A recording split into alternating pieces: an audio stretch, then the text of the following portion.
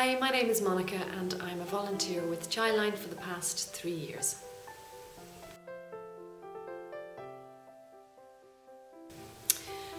I've been working with children for probably the last 30 years, young teenagers in particular. I was running a course in secondary schools called Safe to Talk, so having teenagers being able to talk has been always very important to me. I come from a large family, so there was always someone to talk to at home. But in the school that I went to, there was quite a high suicide rate in the year that I was in, both in the last years of school and in the years that followed school. So I became painfully aware of just how important it is to have someone to talk to. And a lot of those people really didn't in school, so that was one of the reasons that I started the course in the first place. Then the recession hit and my course was shelved for a while, so I moved on then to Childline.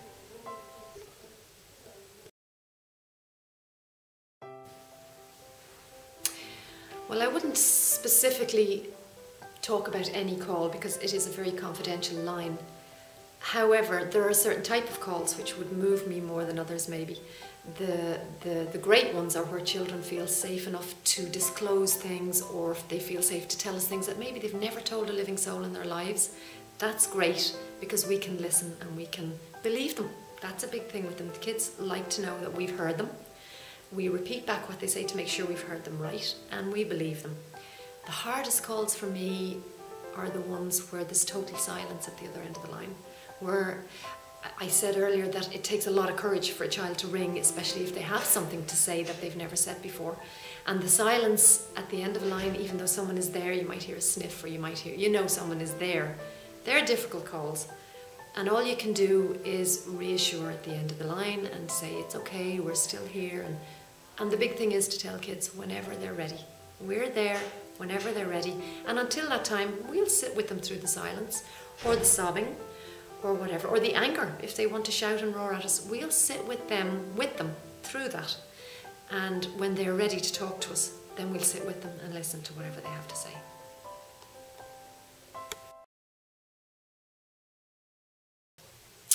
Very proud actually that I'm a part of it, because that's for an organisation that's not government funded, that's a huge plus and it's a huge achievement. I think it's a huge achievement. And no funding from anywhere except with the likes of the breakfasts that I've been talking about. That means you guys out there, you're keeping us going, you're keeping Childline going and have been for the last 25 years. That's a quarter century and that's no mean feat. It does sometimes maybe make me feel that if it hadn't been there for the 25 years, how would you guys be different? How would the kids be different? What kind of trouble would kids be in if they hadn't been able to call us? But the numbers of children have grown hugely over the years, and that just says to me that they know about us, that they feel comfortable to ring us, that it's free and you know it's actually okay to ring us. So I think with the numbers building over the 25 years we've gotten known, and it's now, I would like to think most children in the country know about us. You might have heard the statistics have come out recently from last year that we received nearly 800,000 calls to Childline last year. And people I talk to are horrified when they hear that, and it is a huge number, and in one way it is sad that so many children need to make a call to a line to get someone to talk to. But I like to look on the positive, because 800,000 kids know that we're there. And 800,000 kids know they can ring us, and they can ring us anytime, day, night, Christmas Day, doesn't matter. So that's brilliant. So whoever's out there putting the word out, that's fantastic. The one thing that gets me though is out of that 800,000, a little more than 200,000 actually go unanswered. So we're in an era where we're telling kids, speak out, talk about it, don't be afraid to tell. And they know that now, and they've listened to us, and they're trusting us with that. Then they ring us and 200,000 of them don't get through. That's, as a volunteer, that's very tough. Because you know, when you answer the call to one child and you want to give them the time, you want to give them as much time as they need on the phone, you also know that there's probably a call hanging on while you're talking with some child who's trying to get through and will never get through. So those statistics, while they're brilliant in one way, they are hard to take in another. So that's one of the reasons that I'm involved with the Cheerios Childline Breakfast Together week, because that's That's what helps us. That's where the money comes in to help us.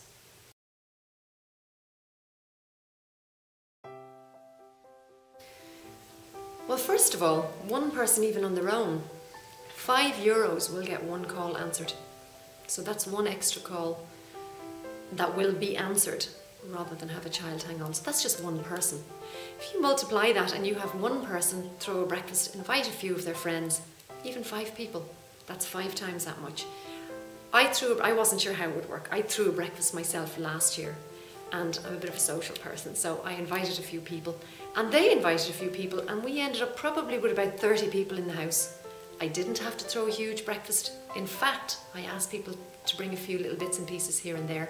So I had the boxes of Cheerios, and I had the house, and I had the kettle on, and that's all that mattered. And in fact, that actually was all that mattered, because it was fun. They all thought it was a fantastic cause. In fact, a few people came who didn't even know it was for a cause and ended up donating when they came. And I think I made probably about 200 or 300 euros at the time. So imagine how many calls, the unanswered ones, how many is that? If €5 gets a call answered, that's a lot of kids that are getting through that weren't getting through before my little breakfast. And I'm just one person. So yeah, I would challenge all of you out there to have a bit of fun, nothing more. Get out there, get your bowls out and have a bit of fun, and a box of Cheerios to boot.